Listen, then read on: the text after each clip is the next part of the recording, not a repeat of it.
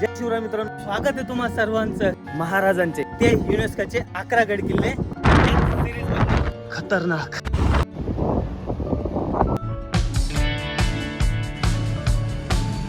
काय सांगतो विचार मनामध्ये येत आहे. नेहमीप्रमाणे शरभ शिल्प दिसून येत आहे.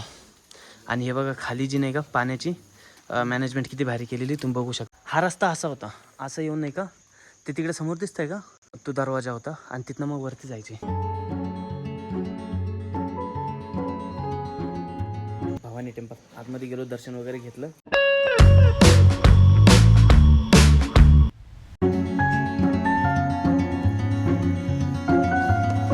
मंदिराच्या समोरच लगतच आहे ना हा जो बाले किल्ला मध्ये आपण प्रवेश करतो, तो प्रवेश करण्यासाठी लागणारा हा दरवाजा.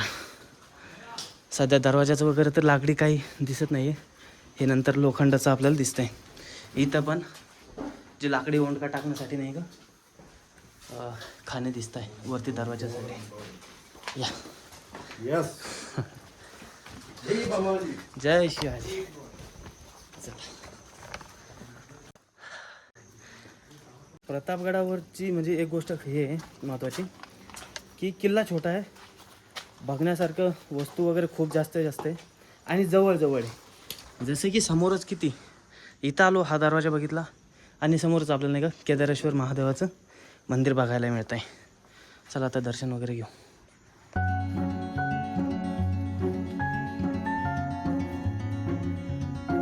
आता मी दर्शन घेतलं, आता तुम्ही दर्शन घ्या.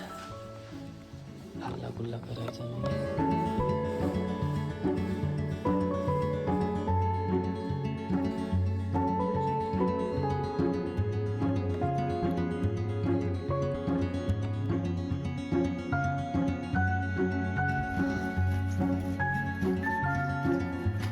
आता हे बघा, हे जे समोर दिसतं ना, हे केदारेश्वर मंदिर.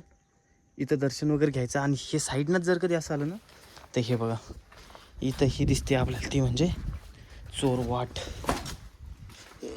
पाऊस वगैरे जास्त रे बाबा झालेला. काय बघू नेमकं आहे तरी काय. हे बघा जाळी वगैरे लावलेली पूर्ण बंद आहे, पण हे आहे चोरवाटीचा दरवाजा वगैरे असणार. हे दरवाजाचे जे ओंडका टाकण्याचा आणि हे दरवाजावरती अटकवण्यासाठी हा येतो म्हणजे चोर दरवाजा.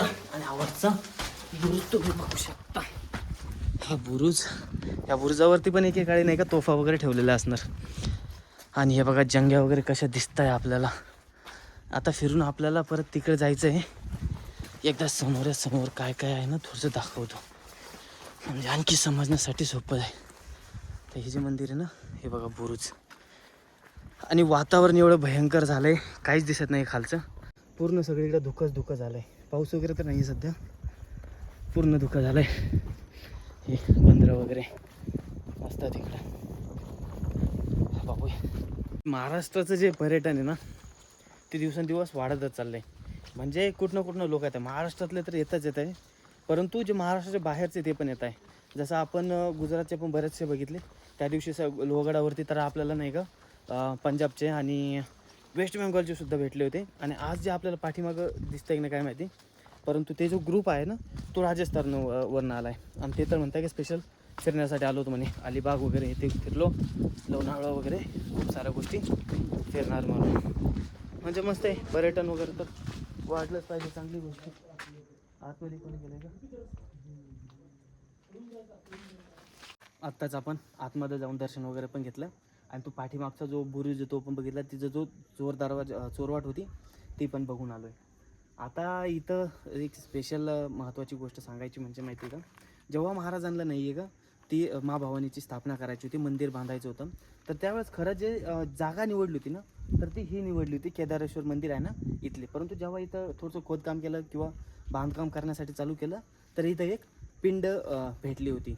तर त्यामुळं मग नाही का महाराजांनी इथं हे केदारेश्वर महादेवाचं मंदिर बसवलं आणि तिकडे नाही का माँ भवानीचं मंदिर बसवलं. चला आता आपण इकडनं जाऊया महाराजांच्या पुतळ्याकडे, आणि आणखीन पण आपल्याला बऱ्याचशा काही गोष्टी इकडं बघायला भेटणार आहे, तर तिकडे जाऊया चला.